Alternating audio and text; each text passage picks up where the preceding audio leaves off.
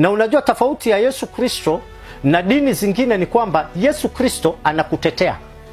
Dini zingine unatetea Mungu wako. Mungu wetu anakuambia vita si vyangu, si vyako, ni vyangu, mimi ndo napigana. Lakini dini nyingine Mungu wao hawezi pigana, inabidi wao mpiganie. Hiyo ndo the biggest difference. Mimi waambia watu kuna different tatu kati ya Ukristo na dini zingine. Different ya kwanza, walioleta dini zote wamekufa na wamezikwa. Na paka leo kaburi yao iko.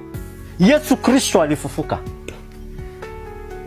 Different ya pili, dini zote zinatafuta njia. Yesu amesema mimi ndio njia. Dini zingine zote zilipokuja zilisema hivi ndivyo asemavyo Bwana. Hivi ndivyo asemavyo Bwana. Yesu alipokuja hakusema hivi ndivyo asemavyo Bwana. Alisema amini amini na waambieni. Yani yeye ndo mwenyewe. So there is that big difference. Na akanitokea 1997 msikitini. Mwezi wa Ramadhani nilikuwa na swali. Tena katika tahajjud nikiwa na swali. Akatokea. Alipotokea ilitokea kama mwangaza. Akaniambia Adam Haji innani uhibbuk. Aliniongelesha Kiarabu kwa sababu mimi naongea fluently Kiarabu. Nikashtuka nikafikiria ni babangu. Kwa sababu innani uhibbuk yani mimi nakupenda.